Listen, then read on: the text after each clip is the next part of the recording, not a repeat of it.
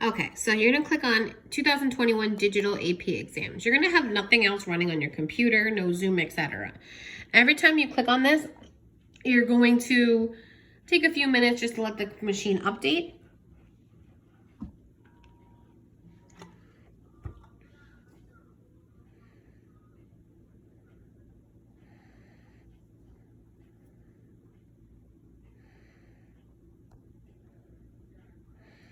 Then it's going to say to put your username in. You're going to use the same username you have used all year long. You can also click remember me if you don't want to put that in every time. Okay. And then you're going to click submit. Then it says you have no active digital AP tests. Okay. As a student, you'll have tests when they show up to 5 days before the test date. But then you're going to go to practice. You'll see that for every class you're in, you have two different practices. You have a digital practice and the app demo. So let's click on app demo. It says start exam setup. These are the terms and conditions you have to agree to take the test. So you'll scroll through all of them, obviously reading them. And at the end, you'll click I have read and accept the 2021 AP terms and conditions. You'll double check this is your first and last name, and if you have testing accommodations, they should be listed here.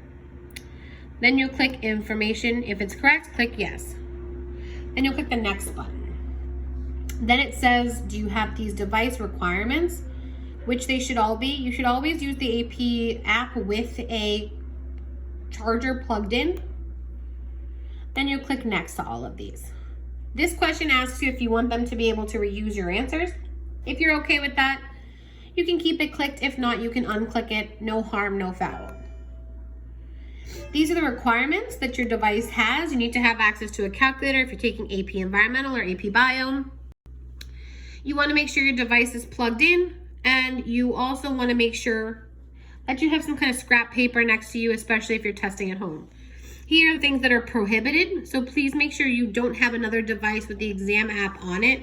That's really important because your test won't work correctly if you do have that. So click next after that. Then there's a video, short video for about 1:55 seconds. You must let it play, and you must let it play in its entirety. So if you're taking more than one AP test, you want to make sure you play it each time. That's why you should do this before the test day starts. So we're going to let it play. You're almost ready for your upcoming digital AP exam. In a minute, we'll come back once the video is all back. We just finished watching the video, okay? Watched it in its entirety. You can't scroll through it, but it says some important information to you about the layout of each of your tests. Then you're gonna click next.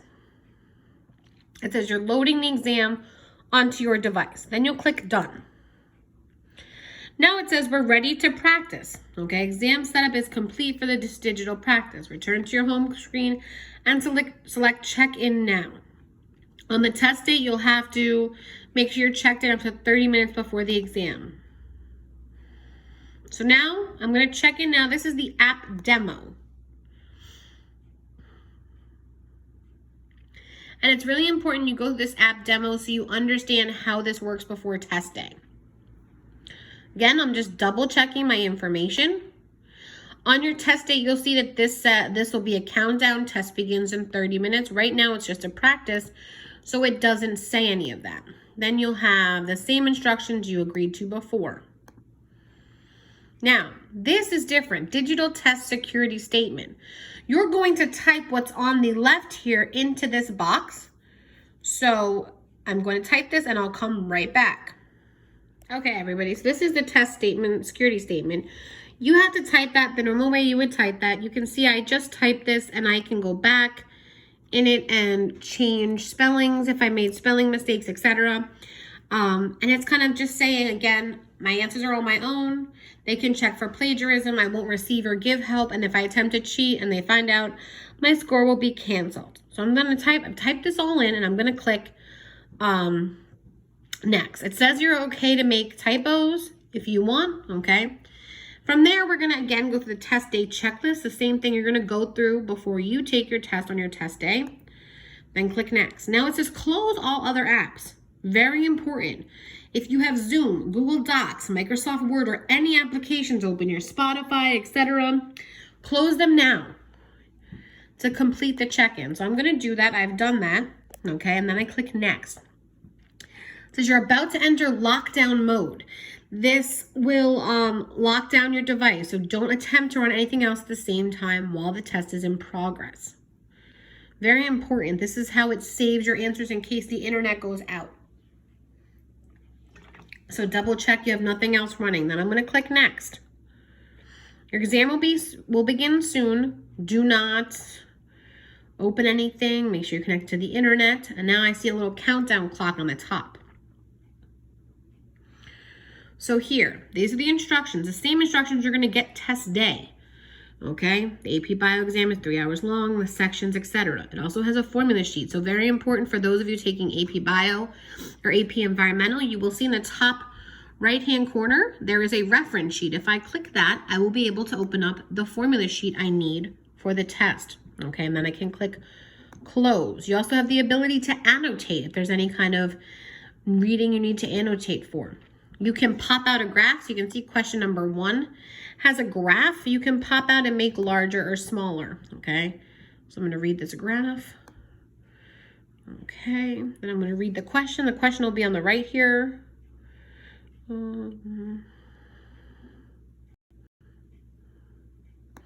going to click my answer. Remember, I click my answer. I cannot go back. Okay, and there's a reminder. You cannot go back. After I move on from one question, I cannot return to it. So I have to agree to that to go to the next question. Okay, so another practice question. Which of the following best explains the feedback mechanism illustrated below?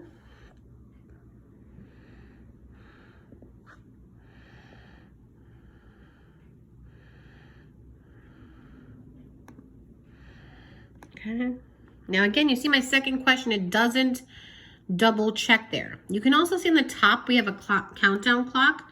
You can hide that or show that. I would keep it visible to you so you know how this will work. Some of the questions you'll see there is a little bit of a blurb to read. There is a data table, okay? So definitely spend your time reading that. If you feel like you need to annotate, you can click annotate, right? So if I want to, I can select some text, then I can go over to annotate. It'll annotate it for me. Maybe I want to take some notes here. I can say, this is my sample. Okay. Then you'll see when there's 5 minutes left in the section, this will come up. Okay. 5 minutes left in this section. If you're still working when the time comes out, your responses will be automatically saved. So it's very important to make sure time is of the essence. Okay.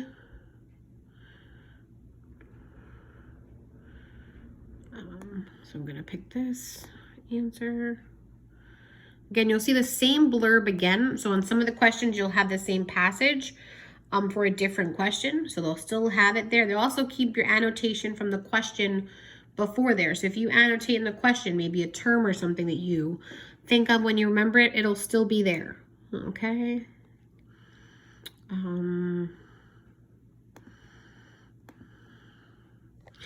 Then you may have a question that looks like this with a little blurb and some choices here. So it may come in a different format. Definitely remember each of these questions have 4 choices. Okay. All right. So now at the end of your question set, it'll say, this is the last question of my section. After I click next, I'll get a break. Okay. If you want to go back, you click stay on this question. When I am done with the question, I'll get this same thing again. It's a security warning to make sure you have done all the questions. So now it says you get a 5-minute and 29-second break. So when you take the test, that'll be your chance to go to the bathroom, get something to drink, a little snack, but make sure you're back at that computer on time. We'll be back after the break. Okay, so now we're back. The break is about done. This would be similar to the way you just finished your multiple choice section, and now you're ready to begin your free response section. So make sure you use the bathroom in between. You're ready to go. You can see that on my screen, I see nothing else, not a clock, not a time or anything. This section here, again, talks about the instructions. The formula sheets are here, right? These are the exam instructions that are listed here. Again, this is for bio, your test for if you have a different content test will be there as well. In this practice section, again, you have 35 minutes and 2 questions, okay, 2 free response questions. You can move back and forth between the parts of the question when you're answering them, but once you answer the last part of the question, you cannot, you go into the next and you can't go back. In the actual exam, these are the real layouts, the times and everything. You will see you have a full keyboard that you need here, okay? Again, you have the annotate button here. You have the reference button here to get to the formula sheet. A help button in case you're not sure of something, right? The things they can ask you for help with, okay? You can get that help there. And also more. So if your test, you want to zoom in, zoom out on an image, etc., you're more than welcome. The other thing that's here, when you type in your question, you see you can bold it, underline it. You can use superscripts and subscripts if you need for the math and the science test. You can also use symbols if there are certain symbols that go along with your test, beta or alphas, etc. That's there. You can select a section maybe when you're editing it and cut it out. You can also copy things or move them around. Maybe you're self-editing an essay you've written for a response. So again, the prompt will be on the left here. Okay, here we have a prompt on cells. We have a chart to read. Again, you can annotate any of these things, and here's the questions, okay? So we have in some of the free responses, I think in maybe the science and the history, maybe you have smaller free response questions. Okay, you'll be able to type there, and it's hard to type and record this at the same time. Okay, so again, I'm typing and I'm coming up with my responses here, okay? Again, full sentences, you want to make sure you have answered these bolded terms. These are the task verbs that'll help you out. When you're done with that part of the question, you'll be able to go to the next part. You'll see it's the same prompt, and now you're on 1B. Okay. Most effective. Here I have to refer to the chart here again. So I will determine that. Then identify that would be least, okay? You can have some spacing, so if you have different parts of the question, that would be a great idea, okay? If you need symbols here, the symbols are here. If you need a degree sign, okay, that would be helpful for you, okay? Then you'll go into the next one. If you feel like, right, again, you'll see this question is a part 1, A, B, C, D, right? You can go back and forth between the parts if you need, okay? That's where you have this back button here. You're able to go back, okay? So this is like 3 NM, right? Okay, just amino acids. So I have to look at the question and I can refer back and forth. Okay. Again, you want to make sure you have full sentences, etc. Make sure you're typing the whole time, okay?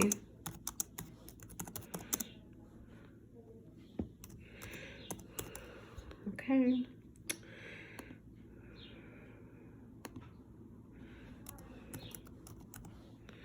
Okay, so you'll see I'm at the end of question 1. When I click next, I cannot go back to any part of question 1. So I'll spend my time, I'll keep an eye on my timer up there. Have I fully answered all parts of 1? 1A, 1B, 1C, 1D. I'll click next. And then again, it gives me this stop. I cannot move on. I cannot go back to question 1. So if I'm satisfied with question 1, I'll click next. Then I'll see question 2. Okay. I'll write whatever response I want there. Okay. Again.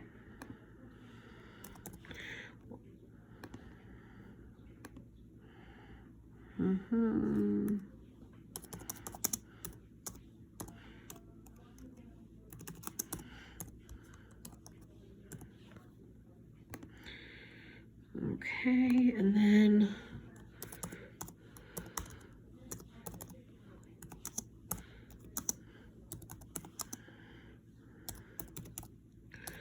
okay, and I've answered all parts of D. Okay, then you'll click at the end of your real test, depending on how many free response questions you have. At the end of your last free response question, you will have this come up. I understand it's the last question. When I click submit, my answers will be automatically submitted and the exam will be over. So I click that, I click submit. Then it says digital practice is over, stand by. That at this point means your test is being sent to College Board. This is a very important step, because if there are any issues with uploading, that's when you will reach out to your teachers and let them know. Okay, so it says, if you took the full-length digital practice, you can see your answers on IAP. Answers are not available for the app demo. If you want to practice again, you can reset your practice and go ahead. So hopefully that will help you go through this, okay? Again, you can see my app demo is now done. I can't go back and take it again, but that has definitely helped me familiarize myself with the test. Thanks for watching. Bye.